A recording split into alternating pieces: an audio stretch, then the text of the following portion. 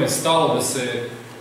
ta populacija izumre, da ispadne da Srbija nije branila sebe, da nema ona veze sa tim, da je to nešto potpuno pogrešna politika, da mi trebamo da rasprodamo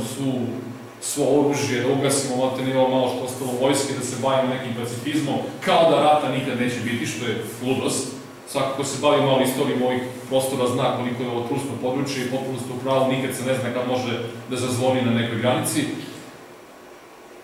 Sve se dakle radi sa ciljem da se mi minimiziramo. Ako se tog dana, kad organizujemo protest, a definitivan datum će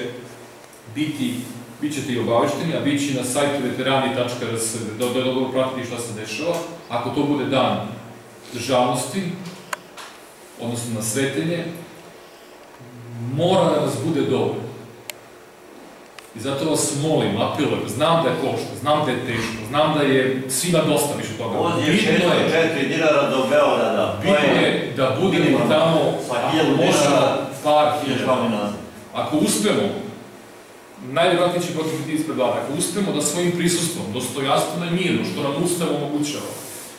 se okupimo i ako imat ćemo, Bože zdravlje, od megafon, da se obraćaju raznorazni predstavnici, verovatno neki od vas koji imaju šta da kažu par minuta, dakle da držimo jednu pozitivnu tenziju svih nas da se povežavamo par sati, jer pretpostavljam da je bolje da se okupimo ponovo u još većem broju nego da se istrošimo u jednom naletu, ali to ćemo još vidjeti. Ako uspemo da nas brojem privučemo medijsku pažnju, a to znači ako se ulica Kneza Miloša, Nemanjina, jednostavno po prirodi stvari blokira dok su mi tu, verujem da će doći mediji, kao što je ovde došao lokalni mediji, da će doći lokalni mediji koji pokrivaju nacionalnu frekvenciju i da će napraviti jednu pozitivnu tenziju u društvu sa ciljem da nas neko konačno primeti. Ja bih najviše volao da oni koji imaju moć, a to su oni koji su sada u parlamentu, koji su sada u vladi, da kažu da rešimo ovo pitanje na jedan ljudski način, da rešimo pitanje zakona, da rešimo pitanje dnevnica, ne kao neki tamo namčari po sudovima, da idemo u Strasburg ponovo, da se tamo da se dogovorimo, kao što su dogovorili sve vremena sa onima koji su dobili te ispod ratnice, da to stavimo jedan paket, da se reši to na jedan dostojanstven način. Ja bih to najviše volao i trebamo da idemo u tom pravcu. Dakle, ne rušimo ništa, ne kritikujemo samo tog nekog, jer ova je kritika za sve vlade, jer nijedna vlada nije rešila ovo pitanje veterana sve vreme od 2000. pa nadalje. Što je kritika za sve nas kao društvo, za sve njih kao političku elitu. Ako imaju sluha,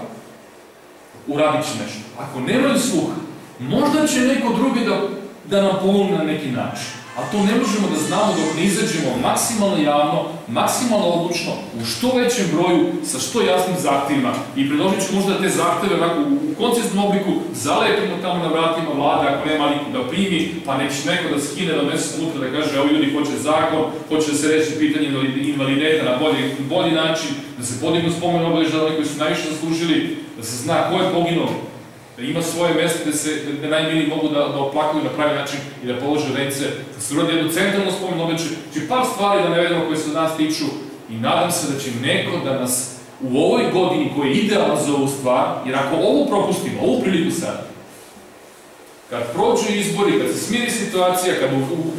provuku ovakav zakon kakav je, jako teško. Sada je kasno, ali još uvek nije prekasno, mislim da je pravo vreme, molimo vas, slušajte informacije koje dobijete rukovodstva i na sajtu i ako je moguće da se u što većem broju pojavimo na dan protesta.